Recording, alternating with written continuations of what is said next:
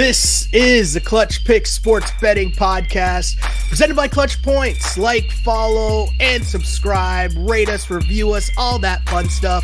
My name is Sheldon Alexander, coming to you again here from our illustrious studios in Scarborough, Ontario, Toronto, Ontario.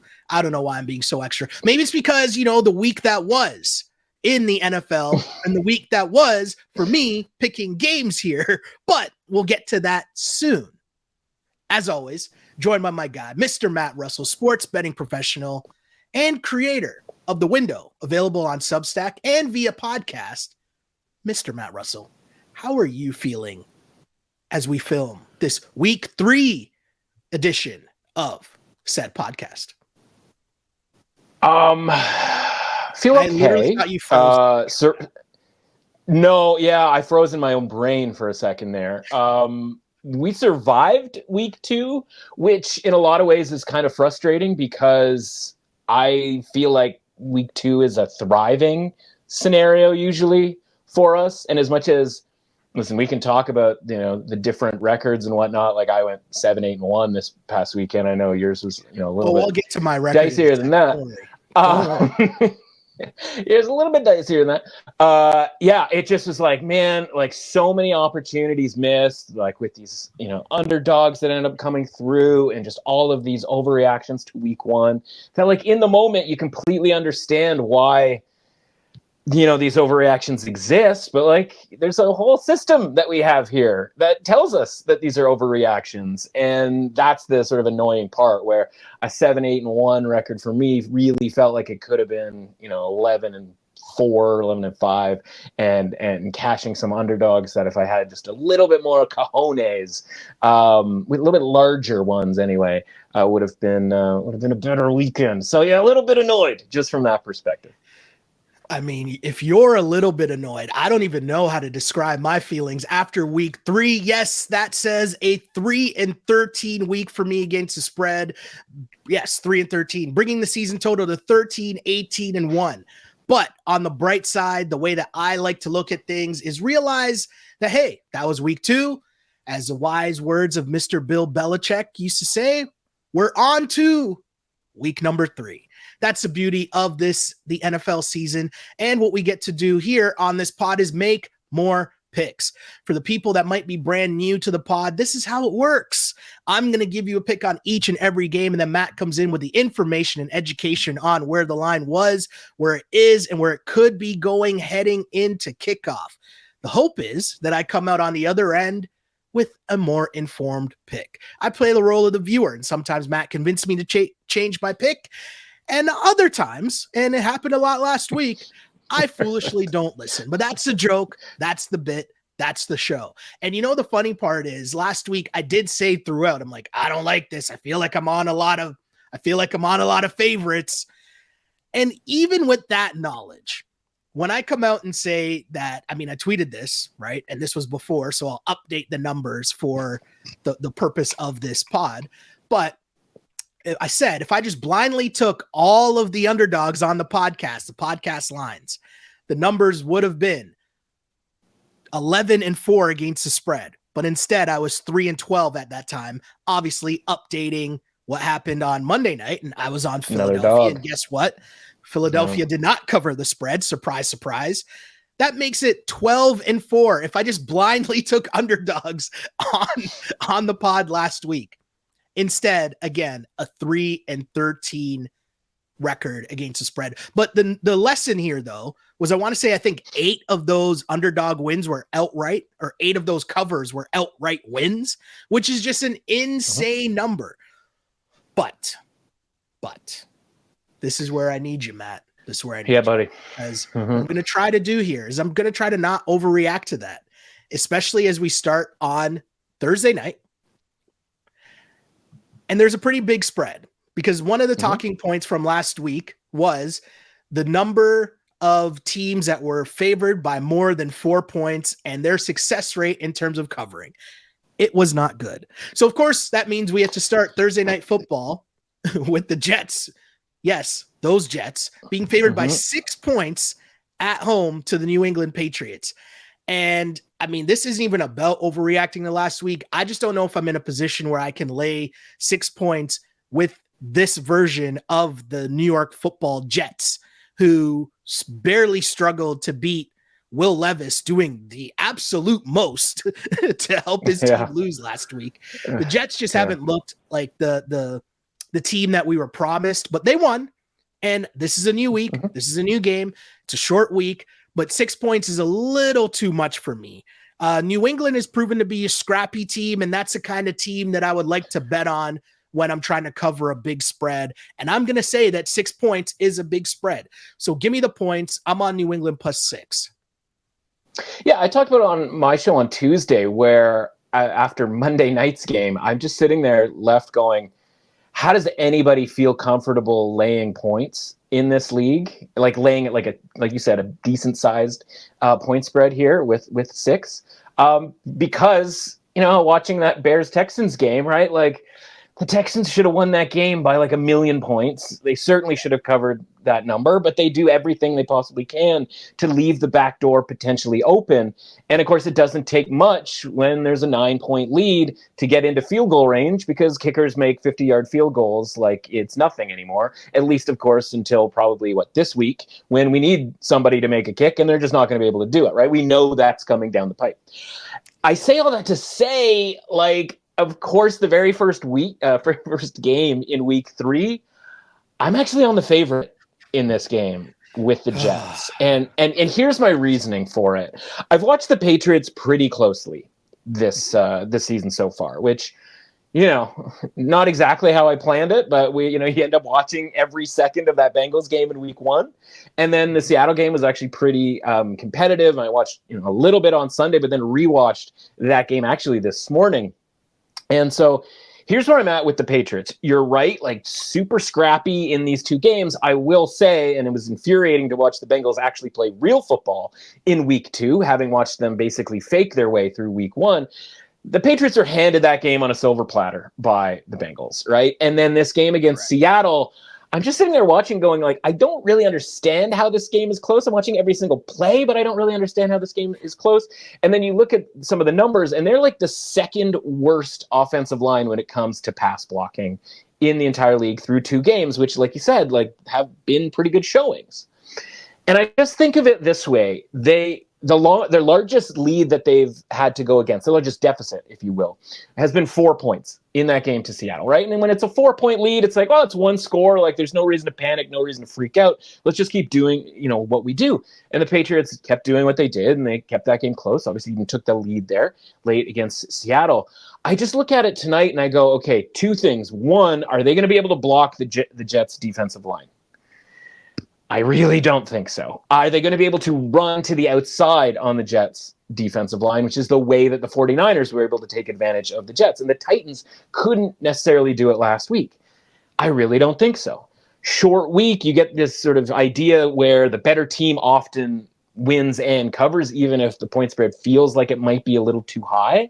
The point spread is actually not really too high in this game. This game was a 7-point game in the look-ahead line, and from a market rating perspective, was actually, I had kind of projected it as high as 8. But the Patriots have been getting credit for these 2 games and have been slowly kind of moving their way up from not the worst team in the league to just kind of bad, but as you say, sort of scrappy, right?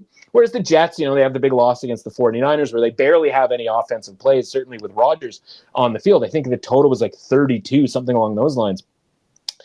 And so I just look at it and I go, okay, short week, what can you rely on? And I think that the Jets, having watched Seattle be able to throw the ball against the Patriots, are going to throw the ball a fair amount against the Patriots this week. And Aaron Rodgers' short week, right? I don't think it has to get fancy for the Jets to be able to take a lead and force the Patriots to have to come back.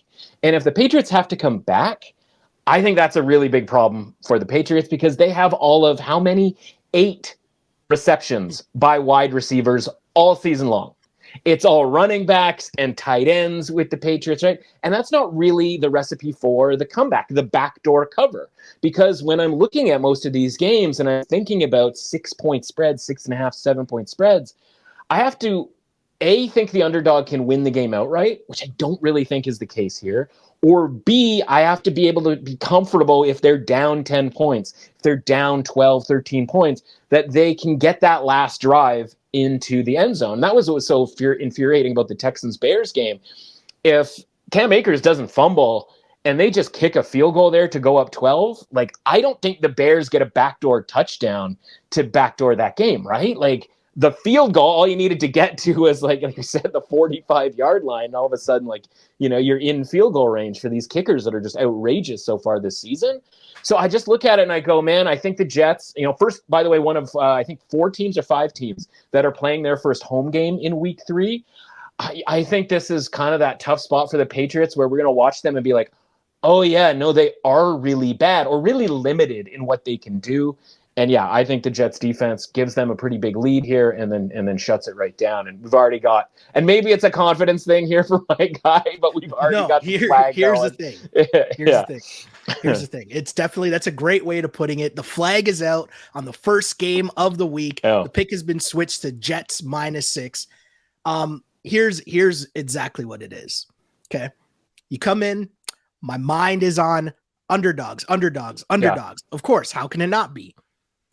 And so to overcompensate, to know that I'm going to overcompensate in certain parts, you just spit some logic for me, And when you're betting on underdogs to cover lines, you need to have that belief in the backdoor cover. And the backdoor cover, I'm thinking, you need guys like Baker. You need guys like Kirk Cousins. You need dudes like that can drive down the field. Hey, maybe Baker's moved himself into another category. We'll get to him a little later, I'm sure. But you did a good job of convincing me there, and that one's an easy switch. Jets -6 is the pick. We got our first change of the week early. Maybe there'll be a theme here.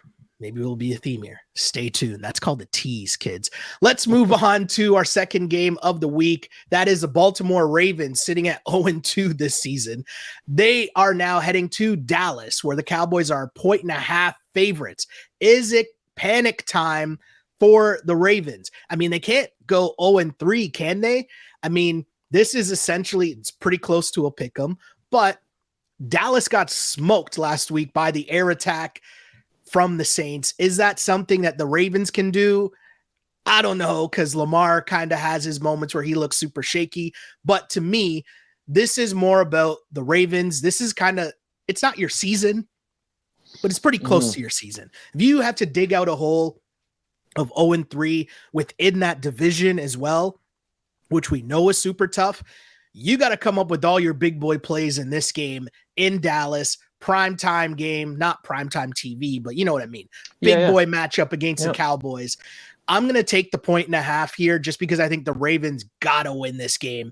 And Dallas hasn't shown me that they're like some big time power in the NFC that we should be afraid of, that there's no chance you can go into Dallas and win this game. So I feel okay taking the Ravens, knowing that we've seen year after year after year. I think we lost Survivor last year on a Ravens stink bomb early in the season as well, too, right? Yeah. So as unacceptable as that was last week, because that was terrible.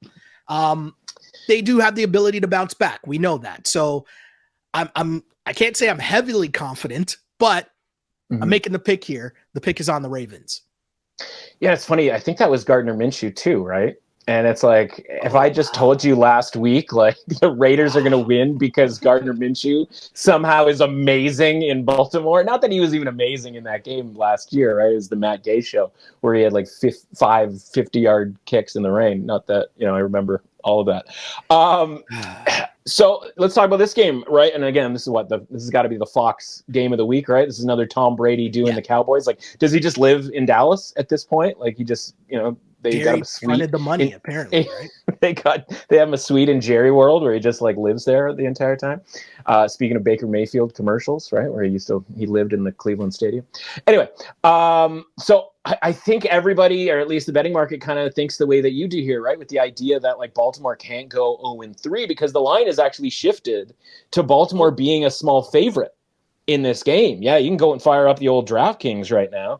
And Baltimore -1.5, right? Now, listen, we always talk about like it's significant that a line shift, across a favorite, that's something, but it's probably not going to necessarily matter, right? Unless this game lands exactly on one, or, maybe it matters to you on the money line, but the money line, it's not like there's plus money on either side on that as well, right? So I don't know if I'm going to be able to talk you out of this one necessarily, but I'll just sort of say the stuff that I've been worried about with the Ravens this year has consistently been an issue this year, right? And they have obviously been able to very close with the Chiefs in that week 1 game and have a 10-point lead at one point against the Raiders last week.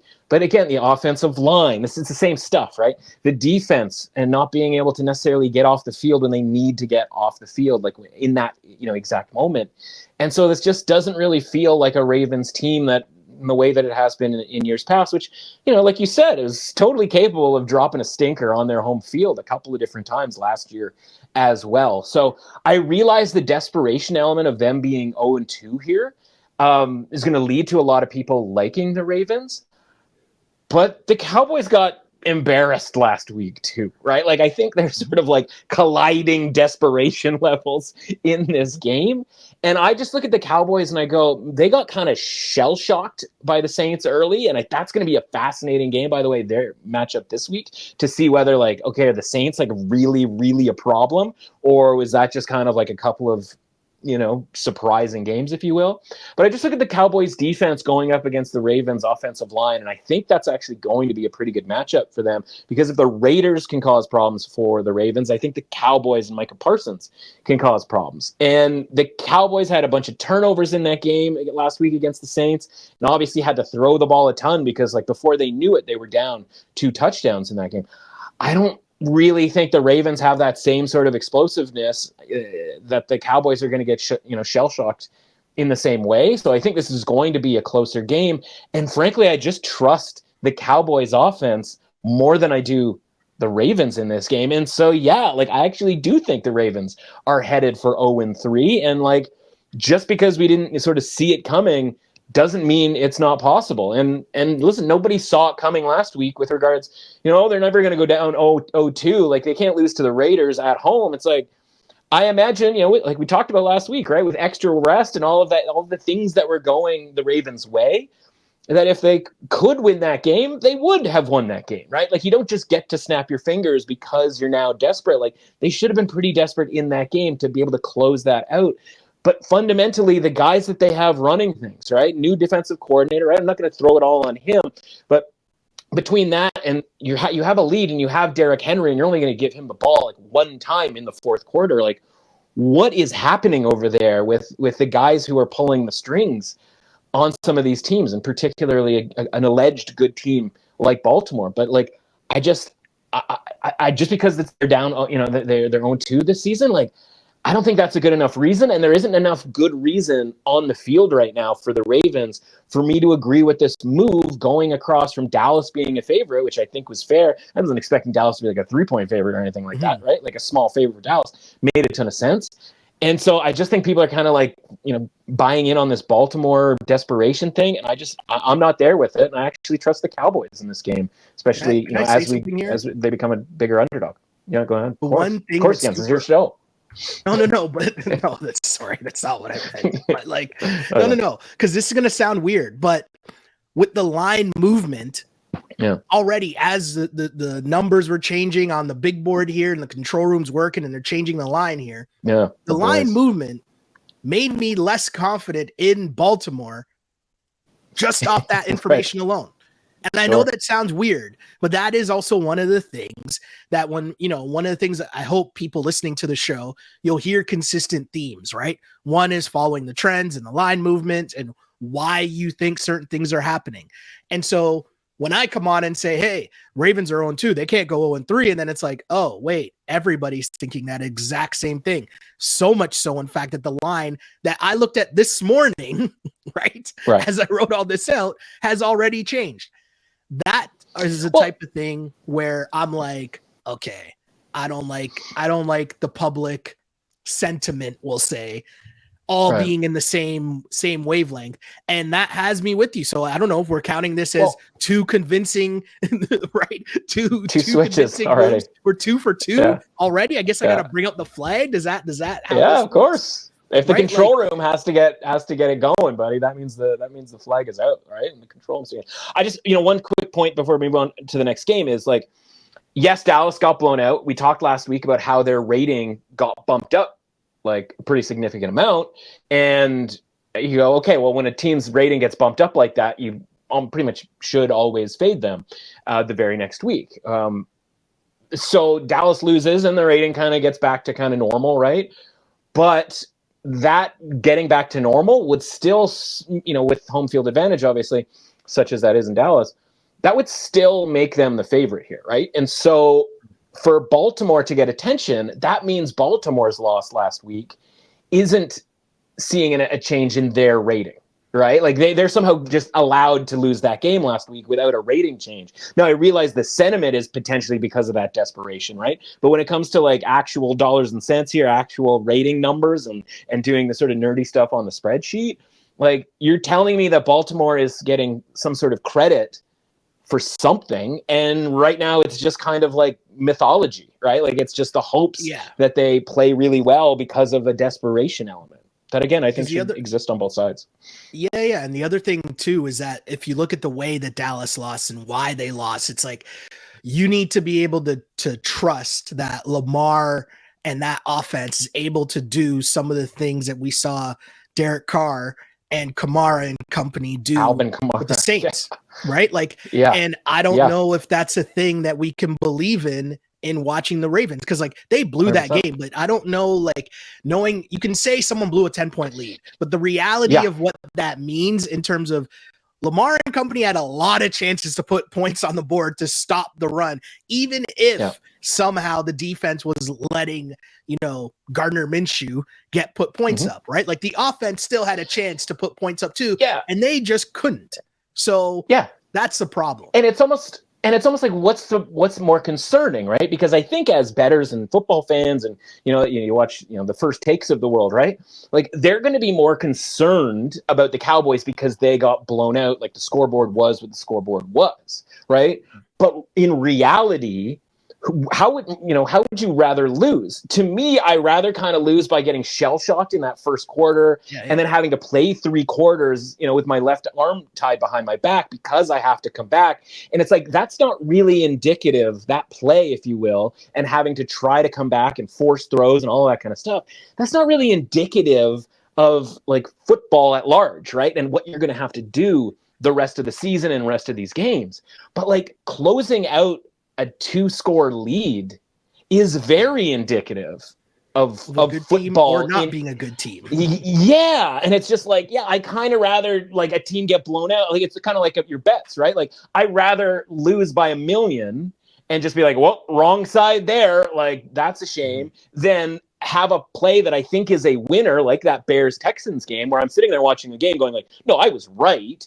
And I'm still going to get a loss here because of like some of the dumbest stuff that, imaginable late in that game. It's like, I'd rather get blown out in that situation. It's kind of the same thing where it's like, you know what, whether you want to say they weren't ready to go in the first quarter because of how allegedly impressive they were in Cleveland the week, or however you want to sort of frame it. It's like, it's some of these other week 2 teams, right? Your Clevelands, your Atlantas or whatever, who played bad in the first game, and then it's like, well, that's not who they are. They are a little bit better than this. I don't know that first quarter, or I'm going to say to you, like, I don't think that first quarter is who the Cowboys are, but there's reason to be concerned that the fourth quarter is how, is what the Ravens are, because like that's the version that needs to win games, whereas the version of the Cowboys that was trying to come back in the second half and the second quarter, that's not necessarily the version of themselves that is going to come to this game.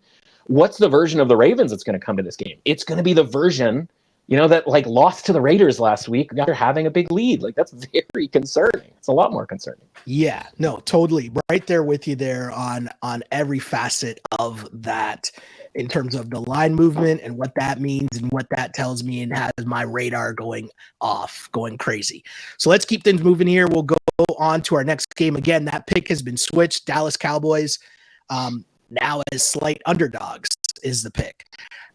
We move on, though, to the Chargers at the Steelers. The Steelers, a point favorites here. And a battle of 2-0 teams. Not sure that's something that many would have predicted heading into this week 3 matchup if we showed you this, before the season. Yeah. But Justin Fields supposedly doing just enough, right? While the defense continues to do its thing, and the Chargers playing hardball ball, which was something we talked about the start of the year, right? Like Harbaugh coming in, he's going to change the culture, change a bunch of things, at least let them not mess things up. Yeah. But to me, the interesting part of this matchup is it's kind of like the first time we're seeing the Chargers go up against a good defense. And on the flip side, you're going to see Justin Fields and company, how do they react against a team that, at least can move the ball? Yeah. Right? Because I don't think that's what they faced so far either on the other side. But either way, I'm on the Chargers here just because I think this is more just me believing long-term in the Chargers and what they're doing and what they're building, as opposed to, okay, well, maybe has Justin Fields figured this out? Right. No, I just think Bo Nix really sucks, right? Like, I watched a lot of that game, and the Broncos were not moving the ball. They were not doing anything at all. The Steelers are just hanging on for dear life. So give me the Chargers here. Yeah, I think that's all really fair. Just kind of looking at the numbers, right? We've seen the line move from Pittsburgh -2.5, then down to 2, then like down to 1, right? So it's like creeping towards the Chargers, which is sort of this uncomfortable thing a little bit. But I think, and this is going to be weird to say, like, I think the Chargers are now they're now a professional outfit, right? Like, they are now Harbaugh. It's not the flashiest thing. And we talked about, like, who are the really good players on the Chargers? Like, who's Justin Herbert going to throw to? Like, are we concerned about, like, the defense, the running game, all of that sort of thing? By the way, your weekly J.K. Dobbins shout out, right? Who is now basically the second favorite right there. We went from 47-1 down to like the second choice, where now I have to argue against Aaron Rodgers truthers for the rest of the season, it looks like, which, I can't wait for. That's going to be really fun once people. Oh, well, I'm not even gonna say hopefully, but I shouldn't even put that into the universe, especially with knocking on wood. I know. I just listen. I don't even hate it. It's just more like J.K. Dobbins. Like, if he gets hurt, like, that's gonna really bum, I think, a lot of people out beyond the just concept of comeback player of the year. But all that is to say is that, like, Harbaugh, it's coach and quarterback, right? Like, at this league, and when I say coach, like, sometimes that means play caller and quarterback, both offense and defense, right? Like, that triangle. But, like, just instituting just professionalism, where it's like, yeah, man, we're playing the Raiders. Like, are we even that good? Like, yeah, no, probably not. But, like, we're not going to do the dumb stuff. We're not going to put Justin Herbert in a position to, like, oh, it's 5 wides, and, like, Justin Herbert's got to, like, figure it out. And by the way, like, both our tackles are injured, but, like, who cares? Like, it's Justin Herbert. He'll make it happen. It's like, well, how about we take the good quarterback and we don't, like, stretch him, like, you know what I mean, to, like, the nth degree? How about we just put him in a place to succeed? And, like, when he uses his strong arm, it's not 40 times a game or always on 3rd and 10. It's just through play action pass, because we're able to run the football. Because schematically, with Greg Roman, we talk about, obviously, play callers and stuff. Schematically, Greg Roman is getting stuff out of our guy J.K. Dobbins and, to a lesser extent, Gus Edwards. But it's like, let's just simplify it, and, like, don't turn the ball over and don't screw it up, and just let the other team screw it up. And so it's going to be interesting to see if Justin Fields has to actually do something that might result in a screw up, right? And that's obviously why this game, should be a pick'em, because, like, the answer to that might be yes, the answer to that might be no, right? And I was impressed with Justin Fields. Justin Fields, the best stuff that Justin Fields did last week got called back on penalties, right? So, like, I can't rake him over the coals, because they took a lead early, and, like you said, like, Bo Nix was not very good. It was incredibly disappointing. I thought he and Sean Payton were going to have something figured out, at least for a home game, and not having to deal with a Seattle crowd. Wasn't really the case, though. They did, by the way, have more yardage than the Steelers did, which, again, like, tells you kind of all you need to know about the Steelers, right? And they're one touchdown that they have this season. So I'm with you. Like, it's certainly a lean at this point towards the Chargers. It's not some, like, great play that I'm absolutely positive on. I'm going to need to, sort of dig in a little bit deeper here before I'm kind of convinced that the Chargers can be the more professional kind of group here. But you know what? In the NFL, just not screwing stuff up is probably going to result in like at least 8 or 9 wins for your team, and having a pretty good quarterback, and having a plan, right? And that's just where the Chargers are right now, right? It's not, we got to go for it on all these fourth downs and like prove how smart we are analytically, and like throw these jump balls to Mike Williams and hope he stays healthy and all of these stuff. It's just like, no, you know what? Let's just play some actual football. Let's play some low scoring games. I mean, I imagine this one's going to be low scoring too, but like, yeah, I just, it's kind of weird to say that the Chargers actually are a professional outfit, but like, that's where they're at. And once they get some more talent in there, then yeah, like Jim Harbaugh is going to be cooking with gas. No, I'm right there with you. Totally agree. As we move on from that game to the Houston Texans in Minnesota taking on the Vikings. Houston Texans finding themselves as 2.5-point road favorites here. This is a tough one. I got to be honest. At 3, I'd be leaning more on the Vikings. Your man's Sam Darnold looked all right. Looked pretty good last week against the San Francisco 49ers. Justin Jefferson says he'll play despite being banged up. And, the tough part for me in this matchup here is just the fact that I think if you're the Houston Texans, I think offensively, they might be able to do a better job in terms of keeping up with what, the big play offense that we're seeing from Minnesota, right? Like, I mean, 97-yard touchdown isn't going to happen all the time, but Justin Jefferson is that dude. So anything is possible, right? I just like the Houston Texans' ability to score. Do I like taking them as 2.5-point favorites on the road? Not really. But if it was 3, I'd hesitate a little bit more. 2.5, I can do that. I can live with that. I can watch that. I can roll with that and be like, all right. But I have a feeling we're going to disagree on this one. And that's my anticipation here. Yeah. So again, why do we keep these numbers, Raul? Why do we keep these ratings, right? So that we understand with the betting market, how the betting market feels about a team, right? And if, a lot of these teams, will check in on week 4 or week 6. A lot of these teams are just going to be 3-3 against the spread, right? Because like that's just how tight the ratings are, and the spreads that go along with them and all of that stuff. So when it comes to like how do we be profitable in betting on the NFL, we have to recognize when a team is just not being sort of caught up with when it comes to how they're rated. And the Vikings are not being caught up with as far as how, quote unquote, good of a team that they necessarily are. Because Houston, listen, this game, the look ahead line for this game was 4.5. So you can say, well, look, man, it's down to 2.5. Like that's a pretty big move. Opened -3. And that just tells you that like the market goes, yeah, I still like the Vikings, even though in theory, the sort of value was on Houston at -3 relative to last week. And it's because, one, Houston wasn't particularly impressive on Sunday night, right? And it's the thing that the theme basically of this entire season, I think for us, is going to be like play calling. When we see these teams in prime time, are we sort of enthralled by the idea of their coordinators, right? Are their defensive coordinators confusing the other quarterback, getting coverage sacks, robbing, plays, having guys, turn the ball over on the other side, right? And that's what we talked about with Brian Flores and Brock Purdy last week. And what happened, right? Turnover. I think he can do the same thing to CJ Stroud, and I think he's going to put Bobby Slowick in a body bag because that guy couldn't figure out anything against the Bears defense that, is improving and is certainly a lot better than sort of reputation might sort of suggest. But like, I'm just sitting there going like, okay, like, why are the Texans great? Why, so great? Why do we think that DeMeco Ryans is such a good coach, right? It's like, well, they finished 10-7 last year, but they might have just landed themselves like a generationally good quarterback. And there was a lot of like high scoring, we're only going to throw the ball because our running game doesn't work type of games last year. And then, like I said, they finished 10-7. And so then it's like, okay, next step. We're all expecting the next step. The GM goes out, and he's obviously made the deals in the draft to get Will Anderson and CJ Stroud, but he's also bringing in the Diggses and bringing in some guys defensively, the Danielle Hunters, et cetera, et cetera.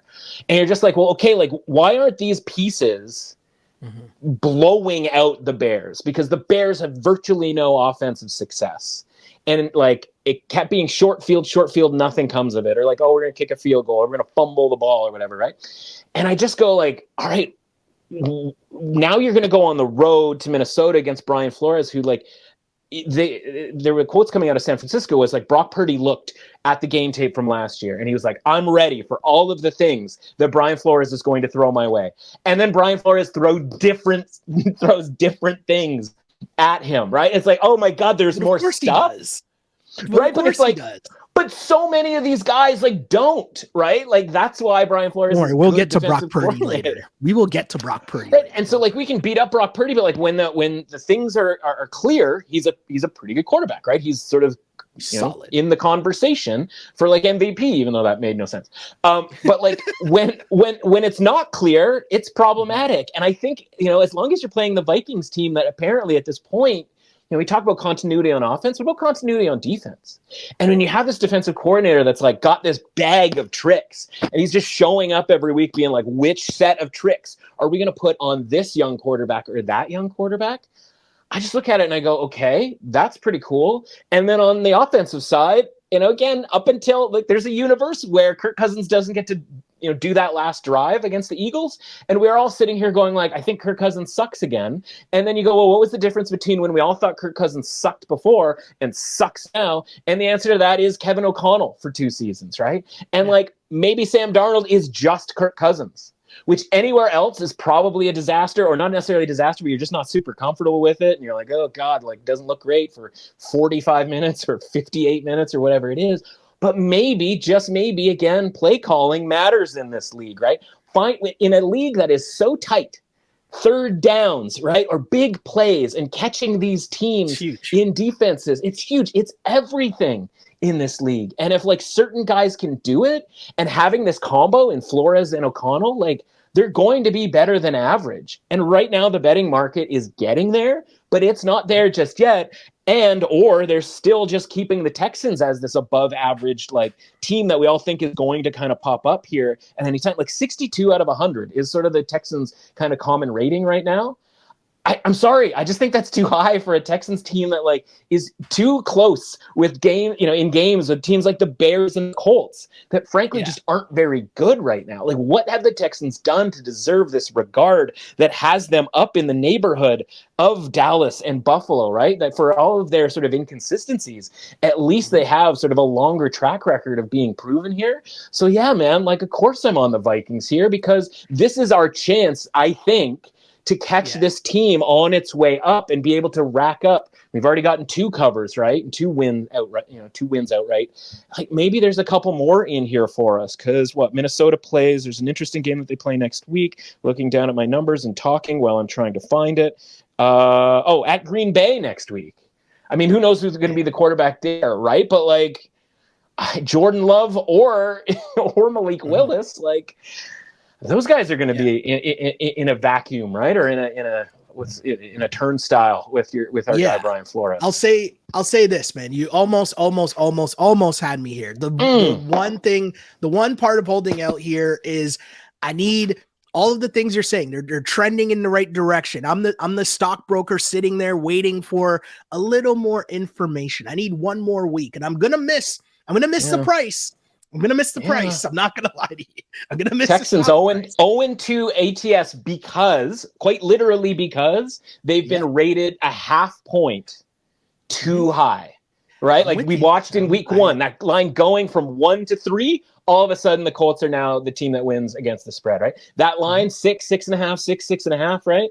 Like it matters, right? How these teams are rated. And there just isn't reason right now for the Texans to be rated as high as they are. And this move off of 3, I think is indicative of that, right? Where it's like, well, we're not going to give you 3 with the Vikings, or if it's +3 out there, like it's an immediate gobble up by, people who I think know what they're doing out there. And I mean, I might be one of those people, but we will discuss further as the week continues for sure. We'll keep it going here with the Philadelphia Eagles at the New Orleans Saints. Saints 3-point favorites at home. And I can't believe I'm doing this. I'm trying to discuss this with myself. Am I overreacting to watching one of the worst coaching performances I've seen in a very long time with the Eagles, who to start the game, we're handing the ball off to Saquon Barkley, who was literally running for 9 yards a carry. Yeah. They get into the red zone and then decide to hand it off twice to the backup and then pass it on 3rd and 4th down and not score. That's before we get to what happened at the end of the game, fair. which everybody knows, which just run the ball, run the clock out. And even if you run it on 4th down again, you're giving them the ball and you lose on a touchdown, just like you lost on a touchdown anyways. Only difference is they'd have a lot less time to do so. Yeah, 100%. Deep breath. Nailed it. But now combine looking at that worst coaching performance to a great coaching performance in the New Orleans Saints and how their offense has looked. And I don't want to be overreacting here because taking the Saints laying 3 points at home, that's a tough one for me. I'm not going to lie. But my deciding factor is watching what that Saints offense has been doing. It's historic right now after 2 weeks. And the Eagles DBs are a joke. So I feel very comfortable that this should continue or could at least continue for one more week. Like the Eagles aren't going to be the team to slow down this train, or at least I don't believe so as of yet. 3 points. Yeah. It's tough. It is tough because you're going to say, well, Matt, like you just talked about the idea of getting on kind of a train here with the team and kind of riding that until the wheels fall off, right? And the Saints obviously like cover by $1 billion in week 1 and cover by $1 trillion in week 2. And so you would say like, well, like, why wouldn't you just keep going with the Saints here? And the sort of obvious answer, and well, but that would be a very totally fair argument. And I would just sort of reply to you, look at it this way. Saints -3 here is telling you that the Saints are 1.5 better than the Eagles. And I thought that was the case. Right? And so like the difference between the Vikings thing is like, okay, well, the Vikings aren't getting re-rated after 2 weeks like a very good football team. And so you can dock the Eagles because they're not a good football team or you think they're not a good football team. But again, assumption of rational coaching be damned. Yeah, absolutely. It's not that they're a bad team. Their coach is a clown. But here's the point, right? If their coach isn't a clown and merely runs the ball on 3rd down or does the tush push, the thing that they like pride themselves in, that got Jason Kelsey in our lives for the 3rd quarter of that game in the booth, plus some of the 4th quarter, because like apparently he's the greatest comedian of all time. I don't even mean to say that to like slag Jason Kelsey, because like whatever, he's an entertaining enough guy, but like, come on, let's just play some football out here and do this thing straight up.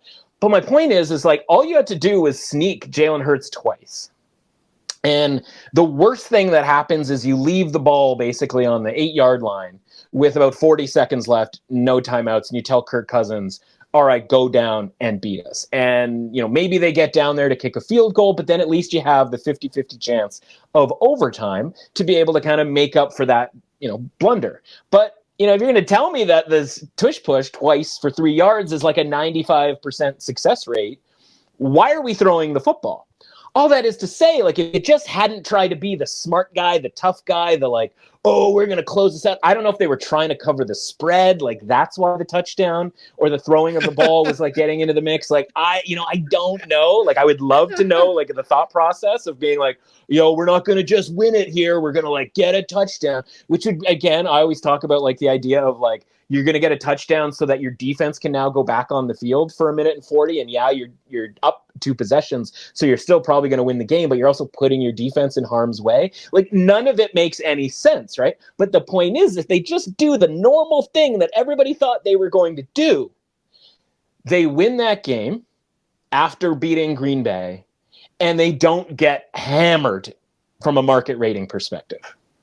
And the Saints, who even before Dallas, remember they were 6.5 point underdogs to Dallas. They opened 7 against Dallas, right? Like this is one game, effectively one quarter, because again, I'm not sure we can take much from the Carolina Panthers Bryce Young version, any sort of team, matching up against them and beating them up, because again, like he's terrible. So I just look at it and I go, wait, all of a sudden the Eagles are worse than the Saints because of that one play? Like, it's tough because you're going to say, or like you could say, like, well, I just think he's going to screw up every game. But it's like, that's not really how it's worked so far. It just kind of happens every once in a while. And by the way, Dennis Allen is just as capable of doing something stupid on their side in the same way all the other 30 coaches in this league are just as capable of doing dumb stuff, right? Like, there's no, like, 100% overlord genius out there who's like, you know, indefatigable, right? Like, you can't, there's always something going on with these guys, whether it's Sean McVay rolling Matthew Stafford out there in a 30-point game at the end. Like, oh yeah, well, he's not banged up all the time. Why not? I mean, even just to hand the ball off, right? Like, none of it makes any sense. So the point is like, I don't think we can handicap the Eagles as this like nightmare situation because, you know, of that coaching decision. You can say like the defense was bad, and I completely understand that too. And the Saints might, and don't get me wrong, they might, I'm watching you switch it right now, just like they might absolutely like be awesome. They totally could, because Clint Kubiak is the difference maker. And by the way, a very healthy, very awesome Alvin Kamara, who for the last couple of years has been a wild disappointment for those in fantasy football and all that stuff. Like, all of this stuff might be lining up. But my point is, last week, this line was 3.5 the other way for Philadelphia. Yeah. Like, if you're talking about value, like, this is the same. There's not going to be as many as last week because it's week 3. And of course, everybody's now had a chance to play one good game and one bad game, which is kind of how the NFL works in general, because everybody's kind of around 8-9 and 9-8 anyway. And so if you have a team that's played 2 good games, like, oh yeah, well, they might just be awesome. Or they might have just played 2 good games, one of which came against Carolina. And because like, they've been able to hit Rashid Shaheed on long passes in the first quarter. And like, maybe that happens again this week, but I don't think it's happening in all 17 games. Do you see what I'm saying here? Right? Like, it's 2 games, so it's more than most. And so like, this is still one of these chances, like Browns +3 and Bengals +5.5 or 6 and Falcons +6, 6.5. Like, these are all inflated numbers that we should have been like, don't care about what happened in week 1. Let's get in on this. This has to be a don't care about what happened at the very, very end of week 2. And like, you just kind of have to bet the Eagles at +3 here and just kind of hope that whatever happened on Monday night just doesn't sort of bleed over, and that the Saints aren't all of a sudden gone from mediocre team to like best team in the league. Because honestly, that's what we would take, I think, to fairly rate them here as a 3-point favorite at home.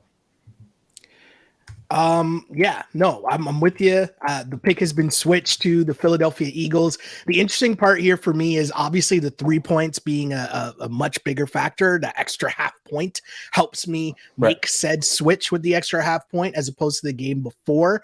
But also too, I think I do have a bigger belief long-term value in the Eagles, versus the Saints, just in terms of matching those teams up against each other. And also, you're right. How much does my opinion change if not for the very end of the game, right? Like, if they just win this game and, run out the clock, they win, cool. The talking point would be, hey, Jalen Hurts was running all over the place. He put his head down. He got the yards when he needed to. Saquon was a beast, blah, blah, blah, blah, blah, blah, blah. They did that all without A.J. Brown, who I don't know how long he's out for, but he hasn't been ruled out for this week yet, right?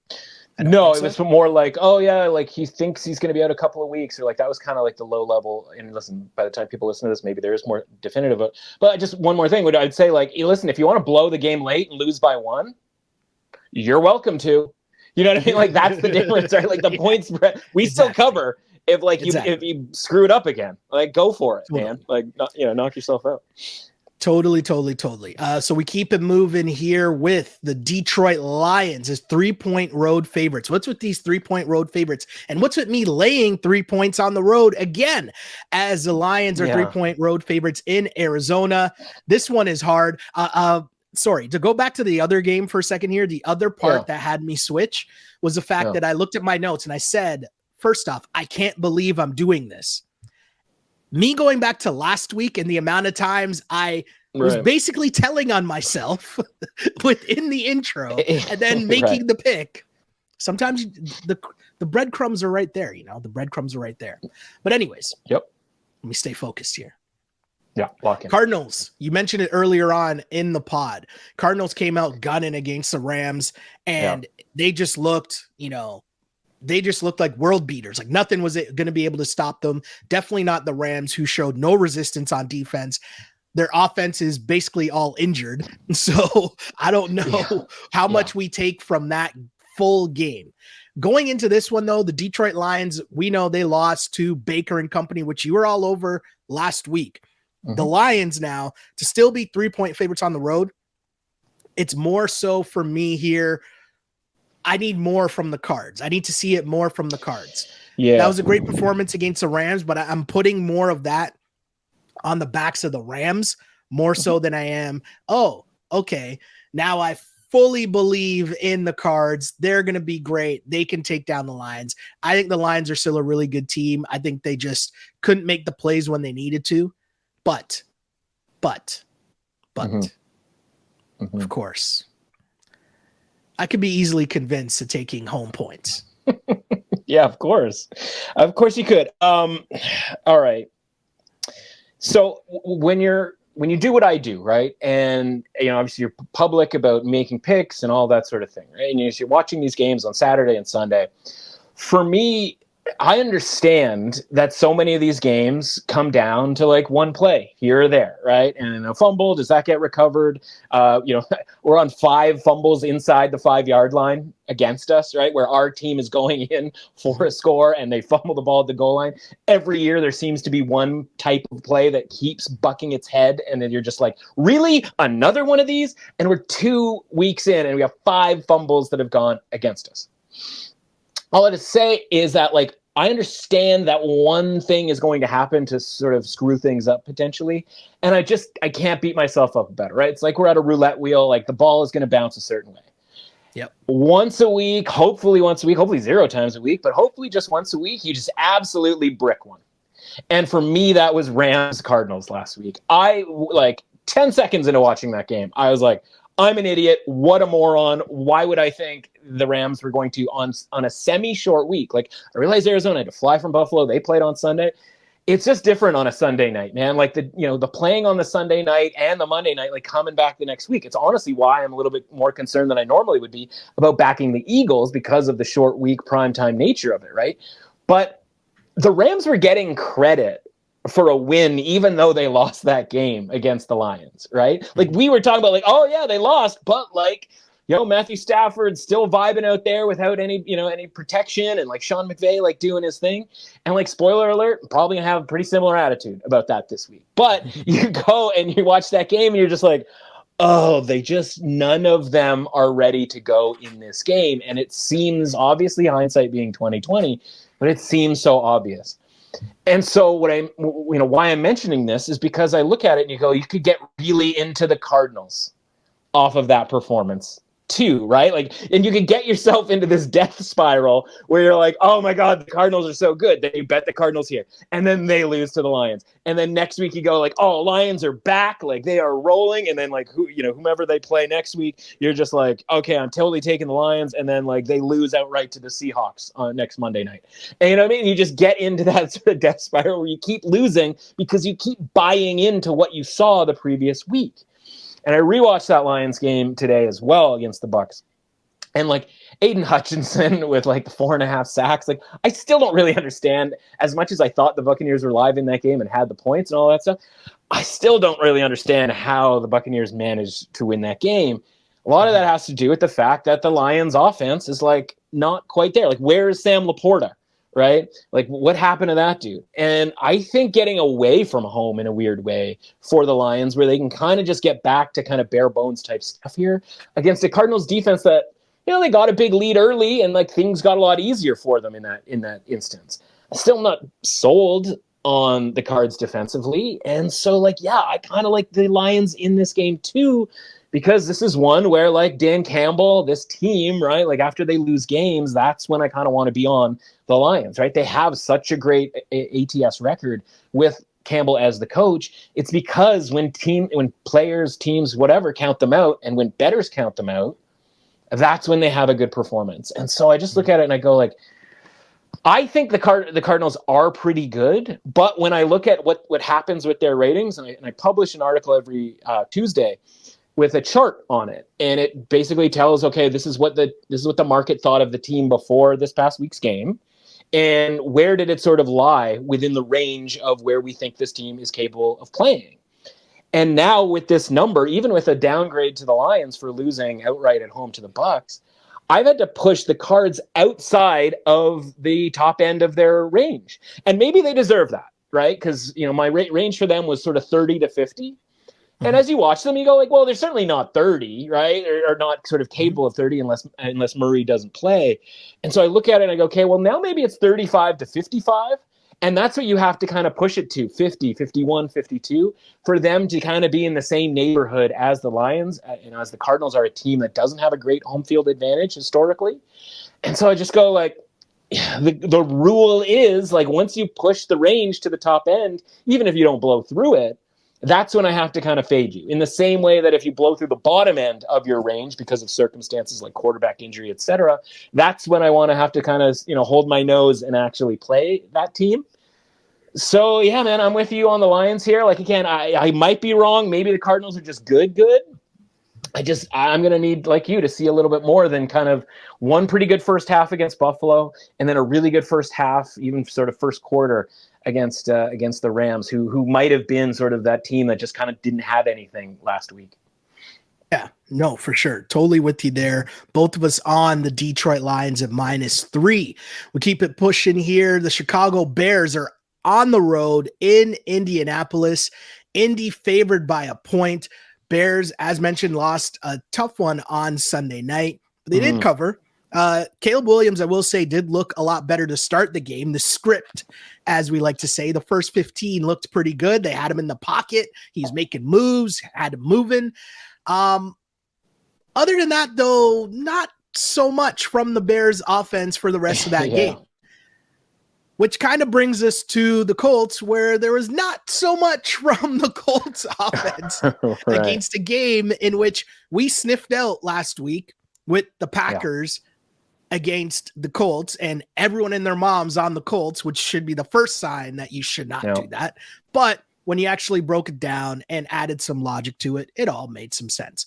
But either way, in basically a pick'em game here, I'm going to take Chicago just because I think that Caleb Williams and their offense looked a little bit better each week. And once I keep seeing a little bit of improvement each week, that's just what I want to see. I'm okay with that. I don't know if I could say the same for the Colts and what we've seen from Richardson so far. It's a tough one. It's a very tough one. And this is a road game, but here we are. Yeah, I don't know, but I don't know if I agree about the Caleb Williams thing. And I don't know that it's even Caleb Williams' fault necessarily, right? Because the offensive line is so bad for the Bears. I think part of kind of everybody's feeling about Caleb Williams is because it was so bad in the first game.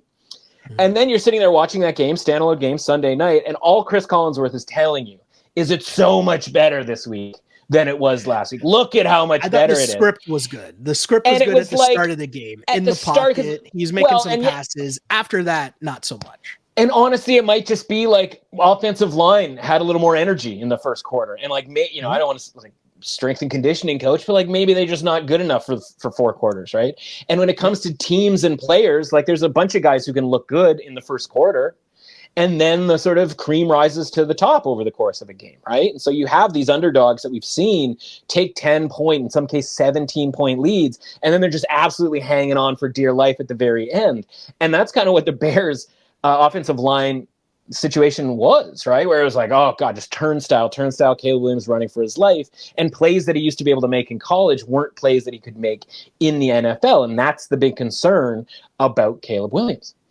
And so I just look at this game and I go like, all right, we all sort of saying that it's better for Caleb Williams because Chris Collinsworth, for whatever reason, like decided that it was, even though like, again, it's not necessarily all on him. And then I look at the Colts and obviously people were giddy about -2.5 last week. Like every show, like I do all of my stuff and then I sort of, as I kind of wind down throughout the week after everything's kind of published, I'll sort of listen to hear what like other people sort of have to say. And I just kind of laughed I'm like, man, you guys are treating this Colts -2.5 thing like it's free money. And if it was such free money, it would be 3, it would be 3.5, it would be 4. People would be, odds makers and sportsbooks would be like telling you, here, take all the points you want with the Packers, right? Like, I realize that's sort of like, whatever, not something that like experts are supposed to say or whatever, but like, honestly, like that was so obvious. But the problem was you didn't have really an on-field handicap to kind of go with it.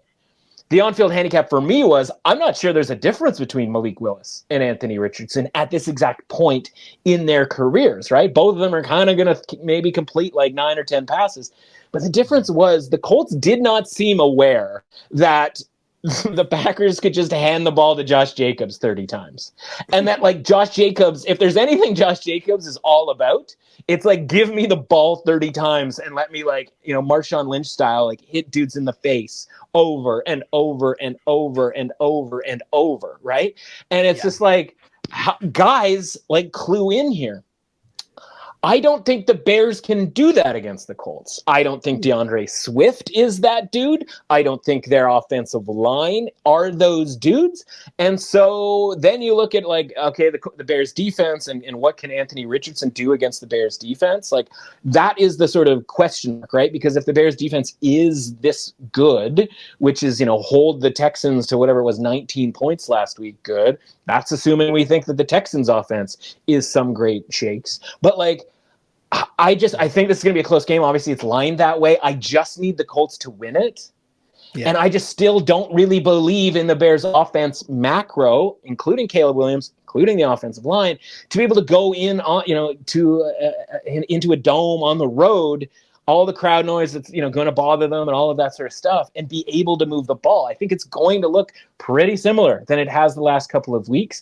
And I think the Colts weren't ready for what the Packers were going to be able to do. And I think they're going to be a little more locked in this week, right? So I think they're at least capable of better. I don't know that the Bears are capable of better at this point just yet. This one will be switched as well. The reason being here for the switching of the pick, everything you said there for sure, but the main reason is just watching how much the Bears really struggled with their offensive line getting plays off, right? Like, even just getting to the line, getting the snap count, like they just did them. Yeah. And that's going to continue in Indy, a loud building, another tough place to play. And now the ask of going into Indy to win is a tough ask. That is a tough ask. Yep. Right. So, and all that being worth mentioning, sorry, go ahead. No. I was going to move on. Don't worry. Oh, okay. No, I just want, you always sort of ask me about the line or whatever, right? This line was -2.5, last week, right? So from a power rating, market rating perspective, right? Like, the Colts in theory should be favored, and you're going to say, or like, why would the Colts get dropped down? Well, because they lost that game to the Packers, which, by the way, is a team that we still think is good.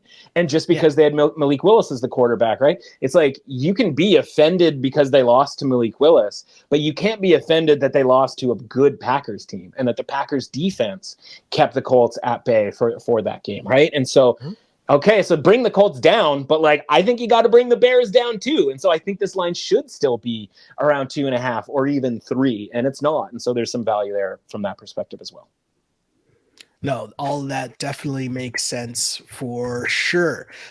We move to Seattle, where the Seahawks are hosting the Miami Dolphins. Seahawks 4-point favorites here. Skylar Thompson getting the start for Miami, as we've heard that Tua is now out for, I think I saw at least week 8. I thought I saw was the earliest he might come back. Tyler Huntley's music warming up in the background. But for now, right. Yeah. But for now, I know, Pro Bowler Tyler Huntley, right? But for now, we got Skylar Thompson getting the start, and we've seen him before. We've seen some of his work before, but this is interesting. And at 4 points, I don't really like it taking the Seahawks here because it's over a field goal, but I definitely feel like I need to see a week of Skylar Thompson's work here and Mike McDaniel's work here with Skylar Thompson in this offense before I put my money behind it. Yeah, that's fair. I mean, the counter to that, of course, is right. Like everything's going to get adjusted if he's good or if he's bad, right? And it's going to kind of the value, or if you will, is going to be sort of sucked out of this one way or another. Which again is why we rely on our old market ratings here to kind of figure out like, well, what has the market necessarily done with this game? And so you look at whether it's the look ahead line of basically a pick'em in this game as of a couple weeks ago, or the sort of rating of the Dolphins, right? And we talked about Packers and what happened with their rating, right? So Packers was a team, mid to late 50s out of 100, right? That's sort of not a division favorite, but certainly a contender for a playoff spot. Well, not a division favorite per se, but certainly a contender for a playoff spot. Sounds a lot like the Miami Dolphins rating, right? And so last week, Jordan Love goes out and Malik Willis comes in, and we talked about the idea that the Packers rating got them launched down to Carolina Panther territory, right? Where it was like, well, if the Packers are the Carolina Panthers all of a sudden, then there's some value on betting the Colts. And of course, people are like, I don't even know what that means, and they're just betting the Colts anyway. The Dolphins rating for this to go from pick'em to just -4 isn't really that big of a drop. It's actually like a 40 out of 100 type of a drop. Here. Yeah. And you're going to say, well, that's a pretty significant, right? Like that's going from playoff level team to like not a playoff level team. Other such 40s include, let's see here, like the Raiders, teams like that. Well, no, I just sort of, the point being is that like normally we'd be like, oh, value Miami, here we go. But I think Tua and the timing level of that offense and sort of how it works is a bigger drop-off than, as weird as it is going to be to say, Jordan Love to Malik Willis, or at least sort of a similar one, right? Whereas maybe the Packers should have been rated as a 40 last week instead of a 25, right? And so I just look at this and I go, okay, Skylar Thompson, you mentioned like, yeah, he was in there 2 years ago for the playoff game, but then was on the practice squad last year. So like the Dolphins knew what they had with Skylar Thompson and still put him on the practice, and he was not the backup last year. Like that's kind of problematic when even Mike McDaniel's like, yeah, man, like, I'm sorry, we're going to try to improve our positioning here from a backup perspective. And so I look at it and I go, okay, he's going to go and try to run this offense and that has the same timing elements that Tua provides it. And by the way, the last time we saw Tua running the offense, we were this close to talking. We were this. That's what I was going to say. Right? The other part of dropping them down isn't just dropping them down because of Skylar Thompson. It's dropping them down because they were trash against the Bills. Yes, they looked horrible in that. Yes, game. There's the Tua injuries covered that up. And one fumble in the previous week away from losing to the Jags, because they would have been down 17 to the Jags in the second half. Yeah. And by the way, the Jags look bleeping terrible against the Browns, right? So what are we holding on to here with the Dolphins, who probably should get booted down to just kind of an average 50 out of 100 team? And then when you're telling me 50 down to 40, like that's not a big gap at all necessarily, when we still really only need the Seahawks to win a game by one score, right? It just has to be a touchdown instead of a field goal. And again, like if this was different, if it was in Miami or they were playing another team, if they weren't going on the road to Seattle here in a game like the Seahawks 2-0 should feel decent about themselves, but I don't think they played to the top edge of their range yet this season, right? So that good game from the Seahawks is still in there somewhere. And I think this is one where the favorite is the play here, even though there is an adjustment. I honestly don't think there's enough of adjustment being made here on what the Dolphins might look like offensively, given how bad it was even before Tua got hurt. Yeah, no, I totally agree with you here. And I think it's one of those things where looking at the two teams, this is more about like Mike McDaniel did a horrible acting job, if I can say so, about when they asked him about bringing in Tyler Huntley. And he was like, this is not about backing up. And he's like looking down. He's like, this is not about not having faith in Skylar Thompson. He is definitely our guy, and we trust him, and we have faith in him, and he is our guy going forward. This is just about having depth overall in the position because we just need more depth. And Tyler, he'll be here to add depth to our room, which is something that we felt we needed here. And it's like, bro, you know, Yeah. and I know that Tyler Huntley's starting next week, right? That's like, right. like, I know whatever you're trying to sell here with your Miami Mike look here, but I'm not falling for that smooth talk. But anyways, sorry, I said too much there, but Seahawks -4 is the pick. We move on to a more interesting game to discuss because of the particulars involved. One being my San Francisco 49ers, who are, let me clear my throat for this, 7-point favorites on the road against the Rams. So here's the thing here. I'm on the Rams +7. And the tough part for me here is I want to still be on the Niners. I really do. And all the signs here are pointing towards the fact that, okay, well, the Niners lost a tough game last week, but it was close, and maybe the Vikings are really good and all that fun stuff. The Rams are injured at the receiver position. We understand all that. Offensive line. 7 but, points in this division matchup is just way too much. Then when I look at what's really going on, when you pop the hood on what's going on with the Niners here, and I see Deebo Samuel on a podcast and he's hurt. He's hosting his first episode of a podcast today and he's hurt and he's not in the lineup. Christian McCaffrey not in the lineup. No sign of him. Brock Purdy looked hella shook last week. Brandon Ayuk still on a milk carton missing. Haven't seen him yet. And did I mention this all before we mentioned their highest draft pick being shot in the offseason still, waiting for him to come back? There's a lot going on with the San Francisco 49ers team. Way too much for me to be able to look and say, I'm going to lay 7 points on the road to a division rival. And I'll do you one better, man. Like there's 7.5 at like -115, which is like, give me 7.5. I'll take that. Yeah, like get that into the control room and listen.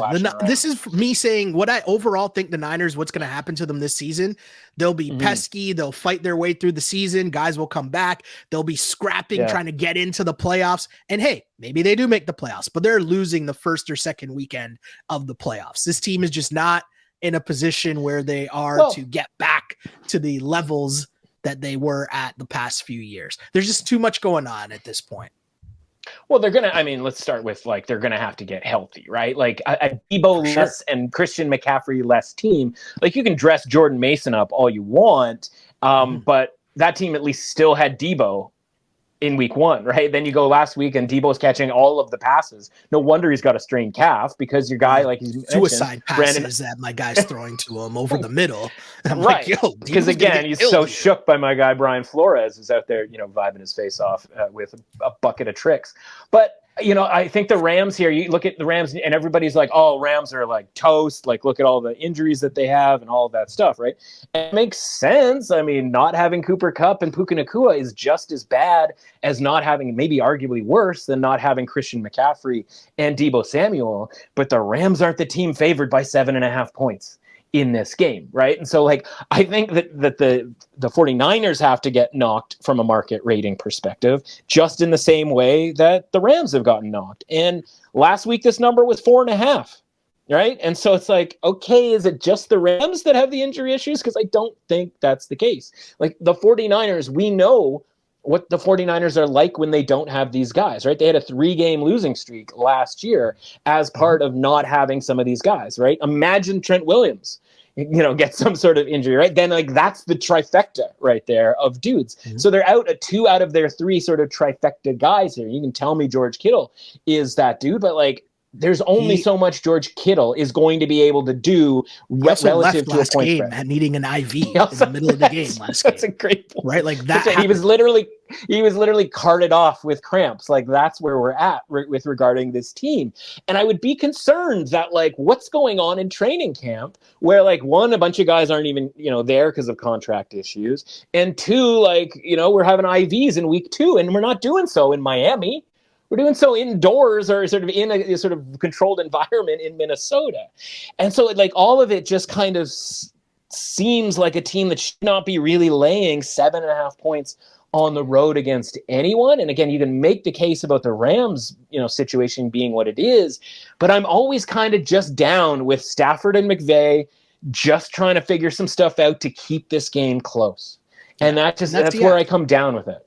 Yeah, and the cornerback injury, wasn't that big of an issue against the Lions. So like Darius Williams, like I'm not going to care that much against the 49ers when, again, I'm not sure like Brandon Ayuk is like, ready to party out there. So I just look at it and go like, man, it's a lot of points for a home team that as long as Matthew Stafford is involved, I'm pretty okay with like them sort of bandaging it up and kind of getting it figured out there on the fly. And so maybe that means an outright win. I don't know. I think that's going to have more to do with the 49ers than it does the Rams necessarily. Yeah. But like this number is just far too high and there's just no way for me to get to there. Yeah, and that's my thing here too. Like I can see the Niners winning this game, but this game is would be an ugly Niners win. Shanahan is good enough to get any running back 80 yards, right? Like just with his scheming and all that stuff. But like if you think about what happened last week from a Niners perspective against the Vikings, if not for two like superhuman plays from Fred Warner, they're getting blown out. And like I get it. Defenses are allowed to make big plays, just like offenses are for sure. But 7.5 points on the road, yeah, that's a little too rich for me. I'll leave all my other Niners hot takes for another time because clearly I'm a little too fired up about that. So I'm going to move on to the next game and just say yes, Rams at plus 7.5 is the pick there. We move on to the Tampa Bay Buccaneers at home hosting the Denver Broncos at 6.5 point favorites are said Bucs. What I learned is that it's tough for teams to cover more than a field goal. That is very true. Baker Mayfield was one of those teams that, they didn't just cover. They won outright as underdogs last week. But to me, the big factor here is this is a fade of the Broncos. And your man's Bo Nix and Sean Payton, their offense just looked quite pathetic. Not a lot of confidence there. And if I'm Sean Payton, I wouldn't have a lot of confidence in Bo Nix. So I just don't know if the offense will be able to keep up with Tampa's offense. Not that it's, outstanding and great, but we've seen them put points up on the board, especially at home. Whereas I don't think the Broncos can put up points against Tampa's defense. So yeah, I'll lay the 6.5 points here. You know what Bo Nix looks like right now? Bo Nix looks like the quarterbacks that Sean Payton had after Drew Brees retired. And you can call Sean Payton some sort of like quarterback whisperer or whatever, but he wasn't doing much with the non-Drew Brees versions of quarterbacks with the Saints, right? And it's why he, retired or essentially quit, right? Because he's looking at all these quarterbacks. He's like, well, there's no path for us to get a guy that I can sort of mold. And if you're somebody who's in the NFL and you're a head coach and you're trying to keep your job and you weren't able to do it with Russell Wilson, not that that was going to be some sort of like thing that he should be able to do, but like you would kind of draft the best project you could probably find.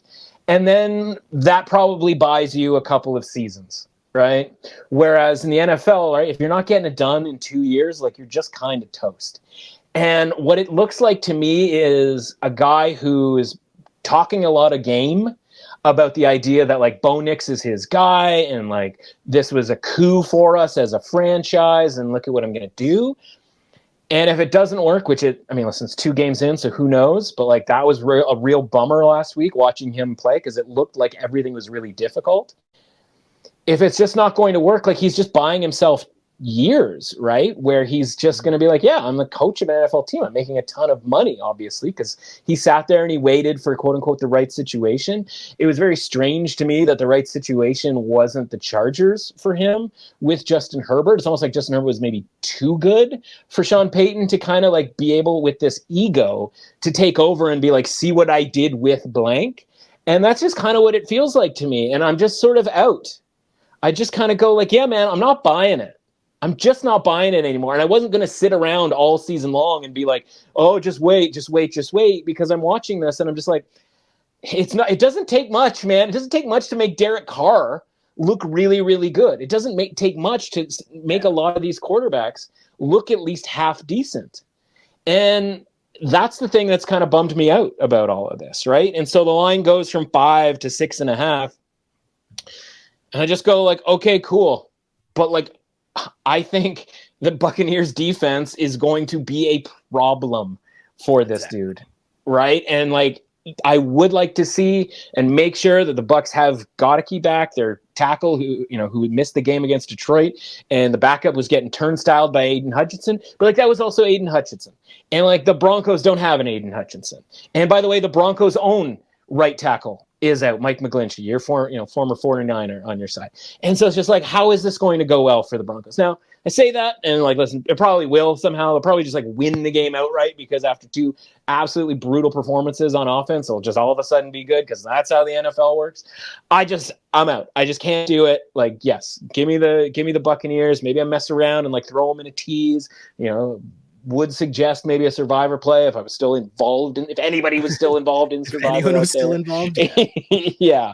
But yeah, like just no, I'm out on the Broncos. There are going to be other underdogs this week. They're going to feel grosser, but that I think have a better chance at pulling off a gross upset than I do this Broncos outfit.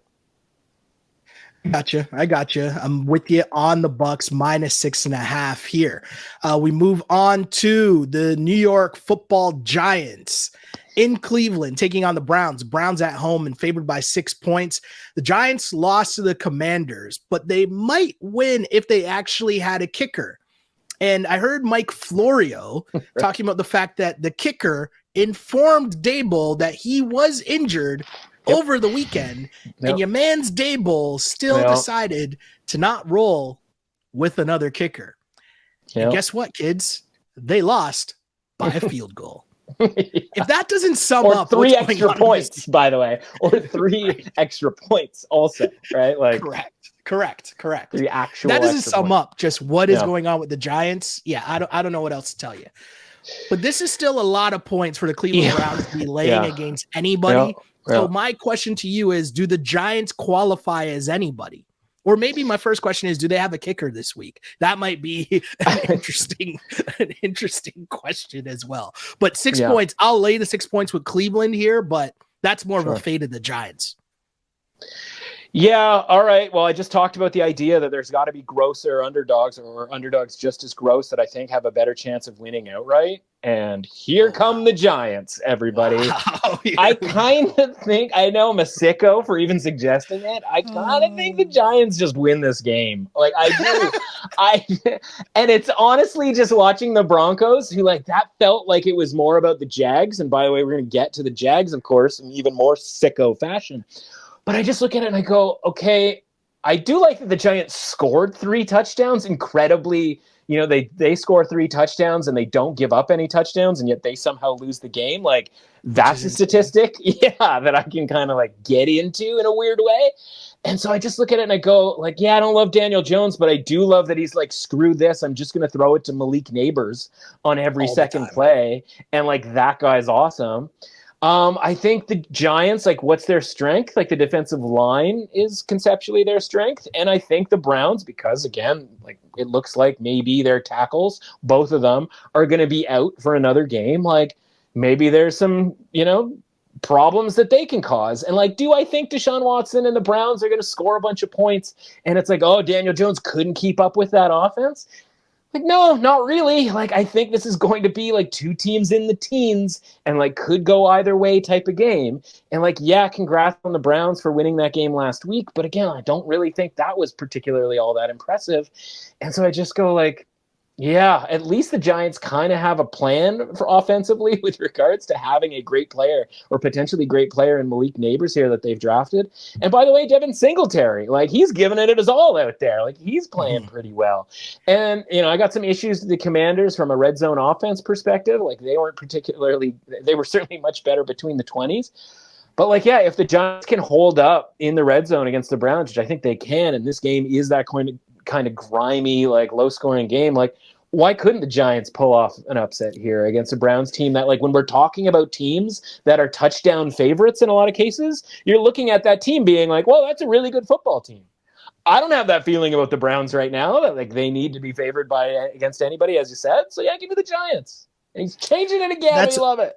Here's the thing. We're changing this pick to the Giants +6. And the main reason why, it's almost like, if you remember before on this pod, and I don't know if this is an overall theme with the NFL as a whole, but scoring isn't as high as it was. We're not seeing as many points.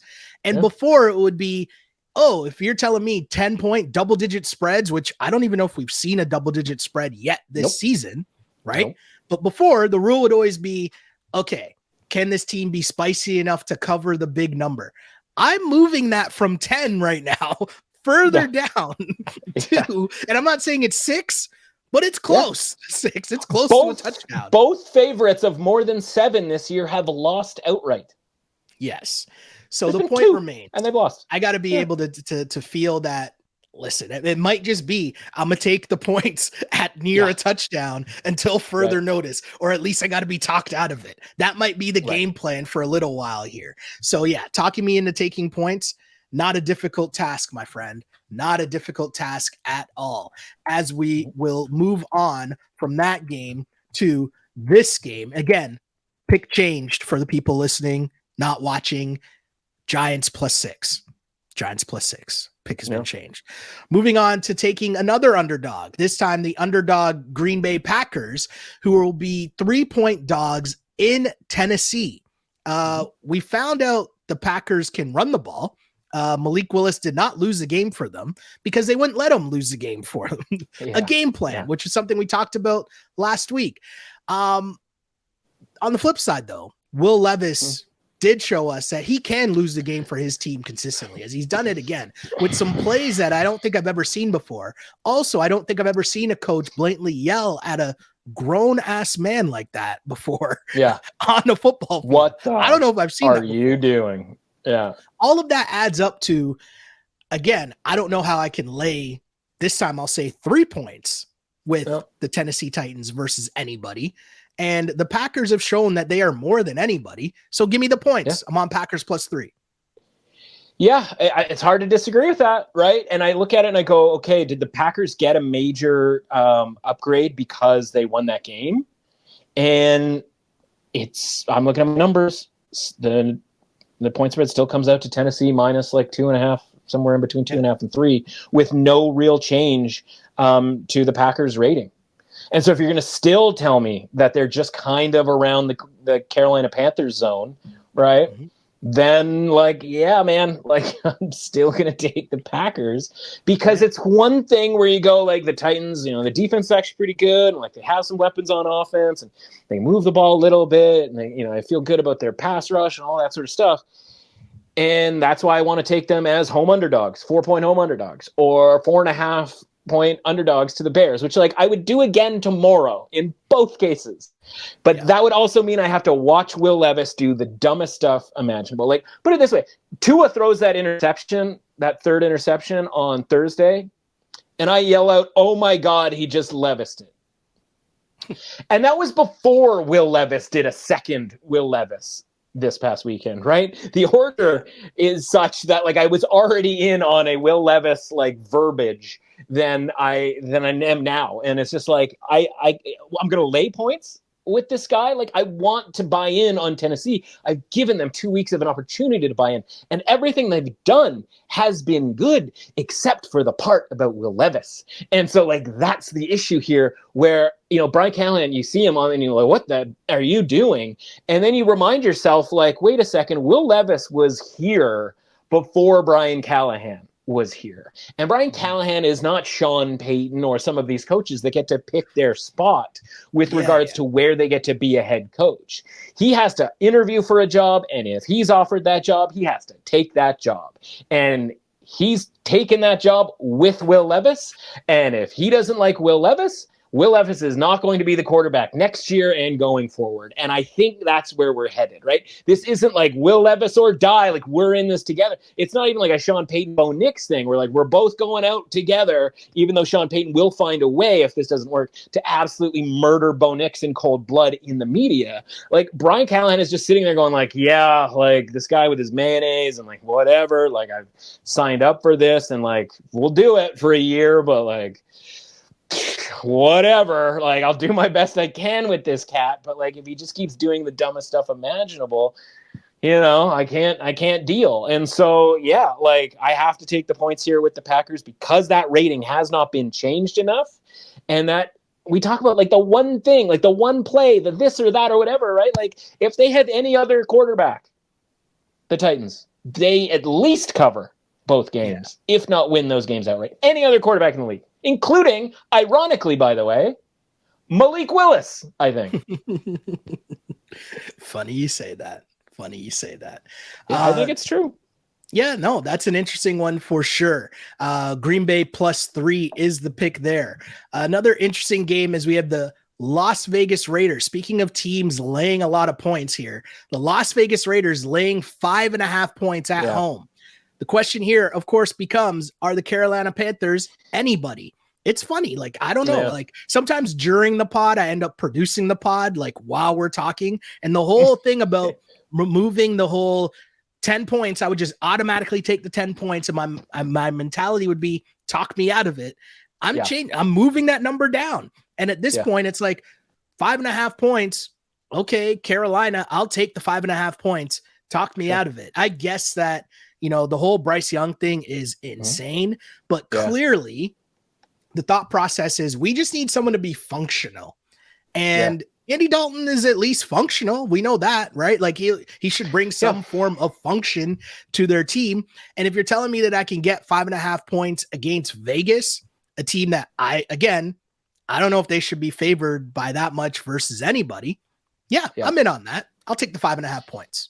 Yeah, again, it's uncomfortable, but right, it's like, what's the difference between a football team that like isn't buying in and a football team that like is? And we're gonna find out this week. And I always say, like, we're gonna find that out. Like, we don't get the same sort of setup every year, and for some reason, like, it always seems to involve the Raiders, right? Sometimes it's the Raiders because they've just fired a coach, right? Which I think has happened like 2 of the last 3 years, or like mid-season change of coaching. And then sometimes it's a team playing the Raiders where you're like, oh, okay, here comes the Colts with was it your guy Jeff Saturday? Didn't they beat the Raiders? Was that, am I remembering that correctly? But you know what I mean? So it's like, this is the new quarterback bump, because if you watch Bryce Young, you're just like, this guy stinks, and he's tiny. And it's just like not gonna, and you can, saw Mel Kiper going off about like how he was never really given a sort of chance here. And all of that can absolutely be true. And I said it before too. And like, it's a brutal setup for a guy who, by the way, like, we were already wondering, like, is this going to work for a guy who's 5'10" and like not Russell Wilson 5'10"? Like, he's 5'10", like 180 pounds and not 220 pounds. Like, it just doesn't seem like he knows what he's doing out there. And you have to go out of your way to be in a trailing game state in 2 NFL football games and not crack like 100 yards. Like, it just, like, that's incredible stuff, right? You'd think just on volume, you'd be able to do it. And again, maybe it's the entire team. Maybe it's every one of those professional NFL players. And like, there's not a ton of guys that get you fired up on that on that roster, but there's enough guys who are just professional football players. And Andy Dalton is one of those, right? Who like has been around, played a bunch of games. The fact that this line went from 7 to 5.5 when Young was removed from the equation tells you one thing. But like, just think about the fact that like how uncomfortable you are, like going back to the well here, betting on the Panthers. You're like, I guess we're gonna have to do this. Like, I'll tell you right now, I'm gonna throw them in the round robin underdog money line parlay, and no one's gonna like it, right? Because like, it's like, I'll like man, it. That's the mood I'm in this week. I'm gonna like it. That's the mood I'm in this week. Hell yeah. So it's just like, oh God, like, we're gonna do this. And it's like, yes, because if there's ever a game that the Panthers can win, like getting out of Carolina, going on the road, right? Battening down the old hatches with a veteran quarterback who knows how to get the ball out in time to other veteran players against a team like the Raiders, who like, yeah, cool, man, you came back against the Ravens and like, that was cool. But like, since when have the Raiders had any sort of success after success, right? Like, when have they ever been able to handle success well multiple games in a row, right? Like, they can rally the troops when things go badly for a little bit, but like, back-to-back games, and they're required to cover by a number. Like, this is the same team that Gardner Minshew was like accidentally throwing the ball backwards against the Chargers the previous week and gave that game away, like, from being competitive to getting like pretty significantly blown out. So like, what are we really hanging on to here with the Raiders? So like, and again, maybe this is Carolina, like, it's just sort of overdone, like no chance, like 0-17 town, like USA, like maybe that's the absolute scenario that we're headed for here. This is the one chance that they have here, the one shot to be able to be like, no, like the rest of us are actual NFL players, and that kid can't do it. We all know it. It sucks. It's setting our franchise back in general 3, 4, 5 years, the deal that was made. But for 1 week and 1 week only, like this, I expect Carolina to play the best Carolina can possibly play. Hopefully that's enough for them to at least cover this number and maybe even win outright. Yeah, no, definitely with you there for sure. We totally are in lockstep there. Sunday Night Football, Kansas City Chiefs, 3.5-point road favorites in Atlanta, taking on the Falcons.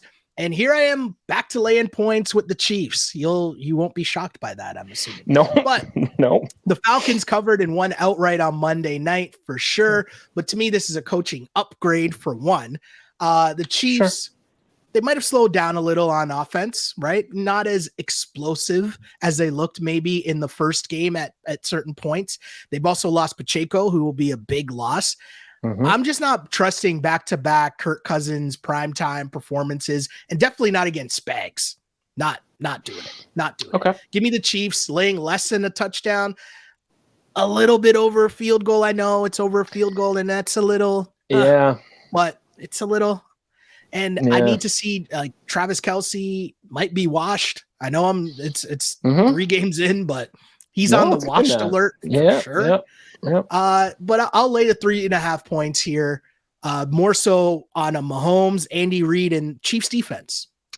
Yeah, and we've seen like in years past, right? Your Antonio Gateses, your Tony Gonzalez's, right? Like you can be washed as a tight end and like still get the job done for like an extended period of time. Yeah, absolutely. So like washed is all of a relative term, right? And as we talked about, like we were awfully close to having some like Michael Penix conversations this week if the Eagles do sort of. And by the way, like if Andy Reid was the coach of the Eagles in that situation, like what does Andy Reid love doing more than anything else? He loves getting to almost the point where you score a touchdown, but then can kneel on the ball and end the game. Like lives for somebody sliding at the 2-yard line, right? Like that's like in every play. It's like, this, okay, you do this, you do this, you do this. And like at the end it's ... But if it's under 2 minutes and they have no timeouts, you slide. Like, it's just like everybody knows like to do that, right? Including Patrick Mahomes.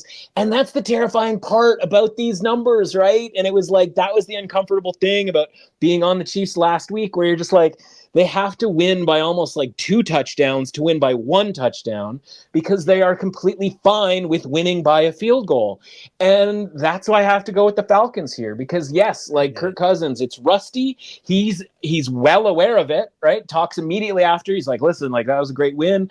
I got to get better. Like I'm still sort of like, okay. And like, da. And again, like I hate sort of doing it, but like the Chiefs by a decent sized margin here when now all of a sudden you've got, Carson Steele, your man's Carson Steele and Kareem Hunt, who apparently the statute of limitations on what got Kareem Hunt booted out of Kansas City has completely, it never existed in Cleveland, but it got him, he's allowed back in Kansas City. Great news for our guy Kareem. Everybody apparently has forgotten except for the person he kicked. So there's someone Googling right now and being like, oh. Yeah, like, wait a minute, what happened again? Oh, let's look at this video. Oh God. So again, like I think the Pacheco thing is a big deal. I think the offense for the Chiefs, like Patrick Mahomes was like outwardly trying to throw interceptions. It was a very weird scene last week against Cincinnati. Like, and that again might be your guy, Lou Anarumo, like totally sort of understand the idea that like, again, play callers matter and all of that sort of thing. But I think that win meant something to the Falcons, right? And the idea that like, okay, like, yeah, it's not great for Kirk right now, but like we're kind of, we've got a chance here. And Bijan Robinson, man, like that dude, like get him the ball all of the time. Like they should have won that game before it even got to the point where we were hanging on for dear life at the possibility of even pushing on +6 with the Falcons last week, right? And it's just like, I can't. I mean, I could have stopped this a long time ago by saying I can't lay Chiefs at a larger than 3-point line because it's just not It's just not what I do with regards to the Chiefs. I'll dare them to win this by more than 3.5. I'll dare them to go on the road 2-0, feeling pretty good about themselves, even though, by the way, they could just as easily be 0-2. And I think that matters, right? The fact that it hasn't been decisive, and everybody can get all hard about like Xavier Worthy in that first game and like, look out, just give the Super Bowl now to the Chiefs. And it's like, you know what we don't do? We don't give Cam Taylor-Britt any credit for talking some bleep about Xavier Worthy during the week and then making that interception, right? Because if Xavier Worthy catches a touchdown pass, it's, oh, what an idiot Cam Taylor-Britt is for talking all that bleep. But then he makes one of the great interceptions of the season, and nobody goes like, yo, man, like he talked it and he walked it. Like, good for him, because I don't remember Xavier Worthy doing much in that game. So, all of that is to say, like, I'm not worried about the Chiefs because I think the Chiefs are going to be just fine. I imagine the Chiefs just win this game by 3, but honestly, I could see the Falcons winning this game too. Yeah, no, I got you. I'm with you. I understand. Obviously, I'm going to lay the 3.5 yeah, points. Of course you are. Because that's let's move on. I get you to change your mind on just about everything other than betting on the Chiefs. And we're like year 5 of that. And I mean, if we really wanted to dig into it too, the numbers in terms of betting on the Chiefs, it's not like it's good. But we move on to Monday Night Football. Yeah. The Jacksonville Jaguars are in Buffalo as the Bills are 5-point favorites. This is one of those lines where I'm like, this is smelly. This is stinky to me.